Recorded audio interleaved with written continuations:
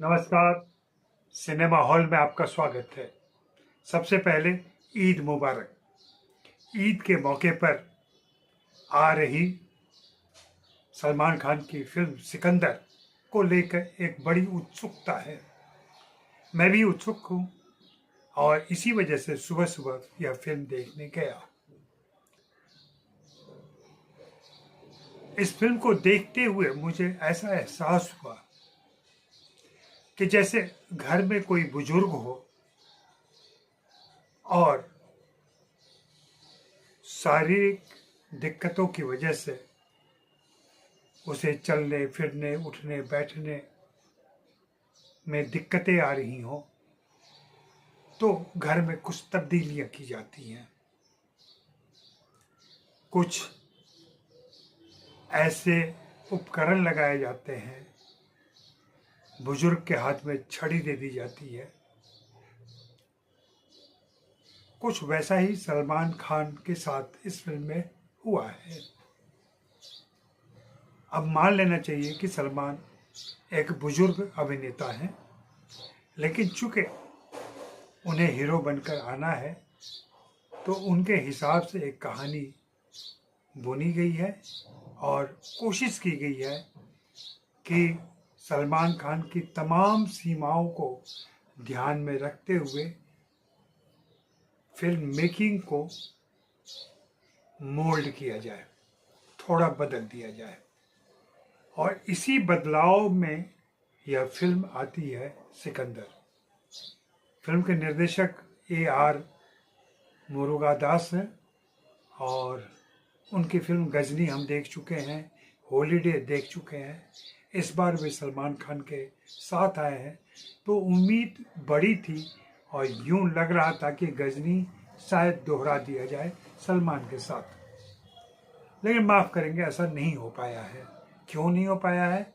जैसा कि मैंने कहा कि सलमान खान अब शिथिल हो चुके हैं। उनके action, emotion, drama, dialogue delivery, हर चीज़ में एक शिथिलता आ गई है और वह शिथिलता पर्दे पर दिखाई पड़ती है। डांस सीक्वेंस में उनका बदन नहीं हिलता है। बहुत ही मामूली बॉडी लैंग्वेज जो होनी चाहिए, डांस स्टेप्स जो होने चाहिए, वह भी करने में उनको दिक्कत होती है।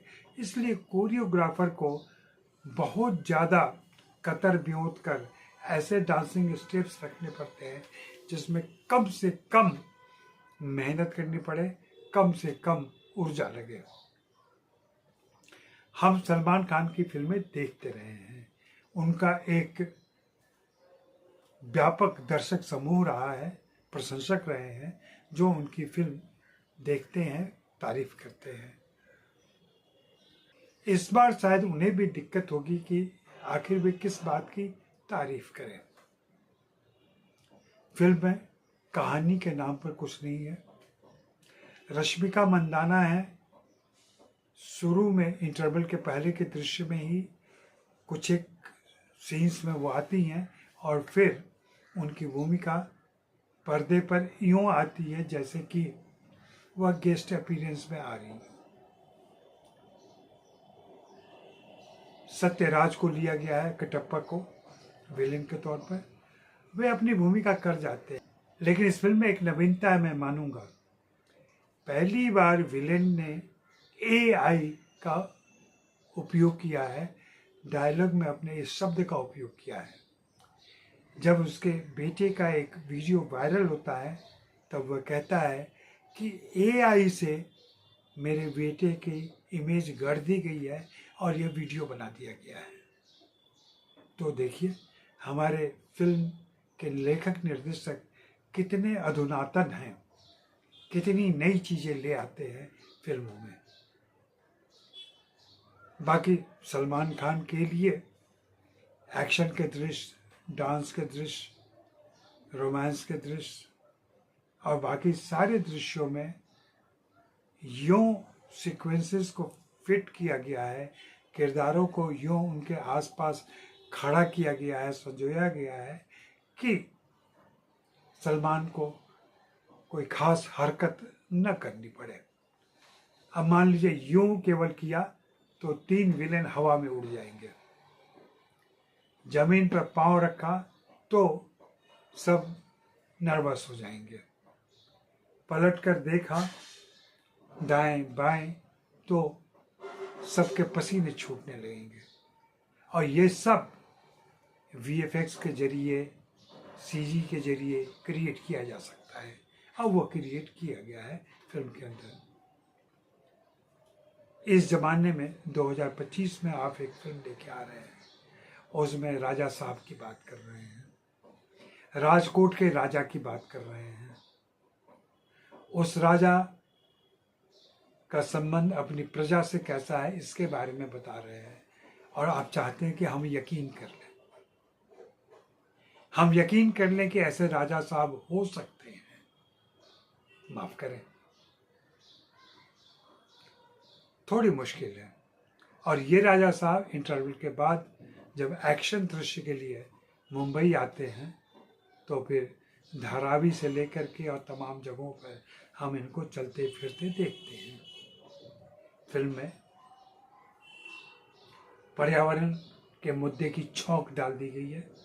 यूँ लगेगा कितनी ज़रूरी फिल्म है। धारावी है, धारावी में कोई बिल्डर इंटरेस्टेड है, वहाँ हमारा हीरो पहुँचता है और कैसे उसे बचाता है। तो कहीं की ईंट कहीं का रोड़ा मुर्गादास ने ऐसा जोड़ा, लेकिन जैसा कि होता है ऐसे मुहावरे के इस्तेमाल में बात बनती नहीं है, क्योंकि फिल्म में कोई खास कहानी नहीं है। फिल्म में मुख्य अभिनेता सलमान खान की हिस्सेदारी मामूली है। एक रश्मिका मंदाना है जो सुंदर लगी हैं, और जैसा कि वो हैं उनके पास भी करने कराने के लिए कुछ नहीं है। खल चरित्रों में फिल्म के मुख्य विलेन सत्यराज हैं जो थोड़े इम्प्रेसिव लगते हैं, लेकिन बाकी के जो और खल किरदार हैं वे बगैर दमखम के हैं। यह तो मेरा फटाफट रिव्यू हुआ। विस्तार से इस फिल्म की चर्चा में ज़रूर करूँगा कि यह सलमान खान की ऐसी फिल्म है जो उनके 60 होने के करीब पर आई है, और यह फिल्म उनके करियर के लिए महत्वपूर्ण है। शुक्रिया, मेहरबानी, धन्यवाद।